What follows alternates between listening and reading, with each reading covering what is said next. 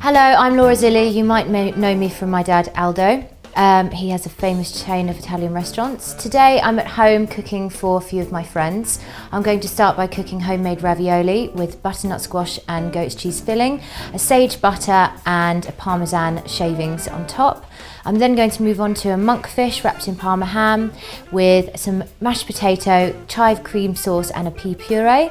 And then I'm going to finish off with a white chocolate tiramisu.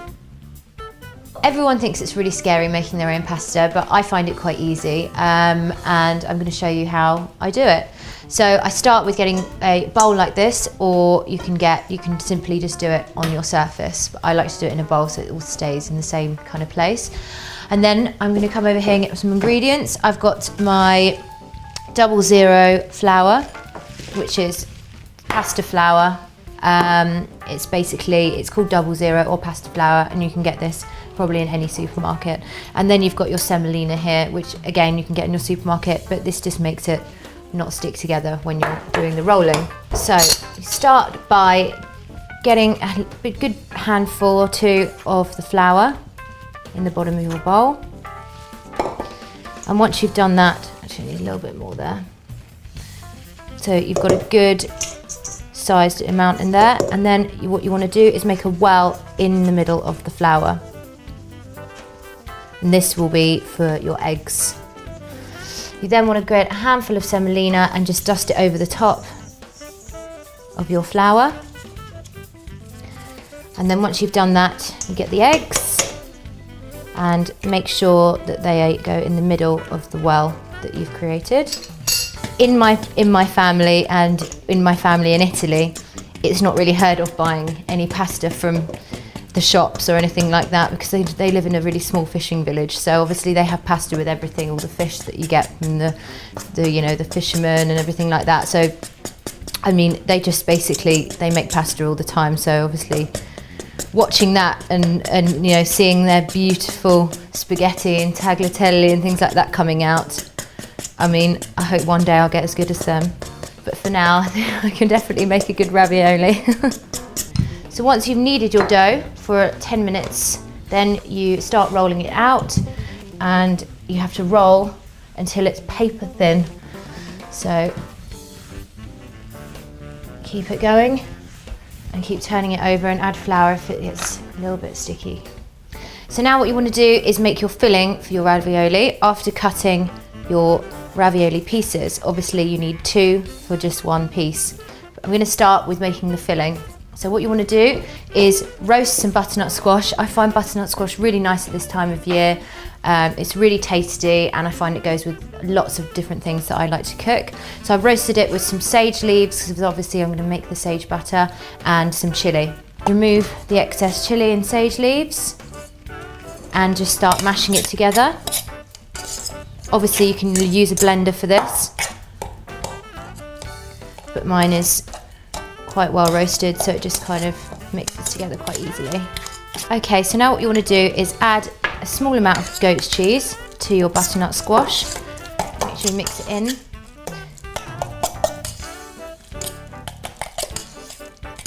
And then this will go in the middle of your raviolis. So once you've cut your ravioli, obviously you need 2 pieces for just the 1 ravioli. You want to brush it around the edges with a bit of egg wash, which is just basically eggs mixed together. And then get your filling of your butternut squash and your goat's cheese and pop some in the middle. I always have to make this for my friend Samantha because she's a vegetarian, but obviously I only do it on special occasions or when she's being very, very nice to me. And once you've done that, make sure you go around the edges so it sticks together very nicely. And then with a fork, just go around the edges, make sure it's sealed, and then pop in boiling water, literally for about 1 or 2 minutes until it pops to the surface. Okay, now the ravioli is finito. My friends have now arrived, Andrew and Emma, and I'm going to feed them their starter.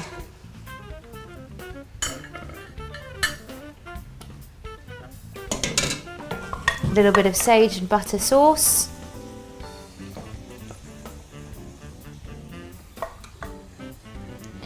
And some parmesan and breadcrumbs to top it off. And there we go.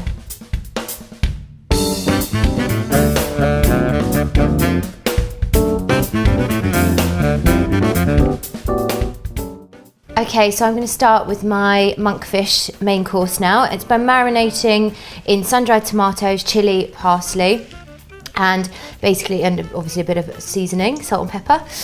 My dad really likes to use this in his restaurants and things like that, so I just decided to use it because it's a really meaty fish and you get a lot out of it in a fillet. So I'm going to cut them in half so that it actually makes 4 portions. They're always quite generous. Okay, so before you put it in the oven, preheat it to 150 and wrap your monkfish in Parma ham. So obviously all the flavours from the marinade stay in there. Then you want to pop it in the little fillets, ready to roast. Okay, so once you've wrapped it in Parma ham, you drizzle a bit of olive oil, extra virgin olive oil in there. And then what you want to do is just grab a little bit of basil and just freely rip it so that all the flavours start working together in the oven. And then you just whack it in there for 25 minutes on 150. So once the monkfish is in the oven, then you want to start making your sauce with the vegetable stock cube and some chives and eventually some cream. I wouldn't be able to do that. Sure you would. You have to teach me. It's easy, darling. It's easy when you know how.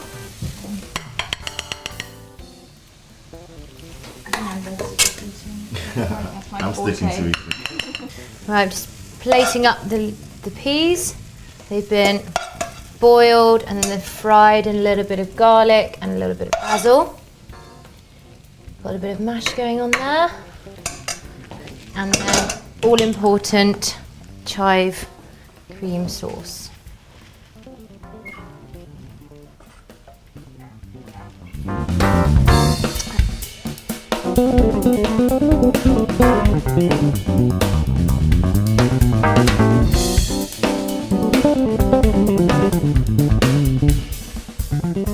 How is it, guys? Enjoying? Amazing. Yes, I finished it already. Okay, well, don't fill yourselves up because for afters, I've made a special tiramisu for you guys. Oh, wow. Nice log of tiramisu there. And it's my own take on it, so I've just shoved basically a load of white chocolate in there and white chocolate crust. Amazing. So I'm going to plate you some up while you're eating that.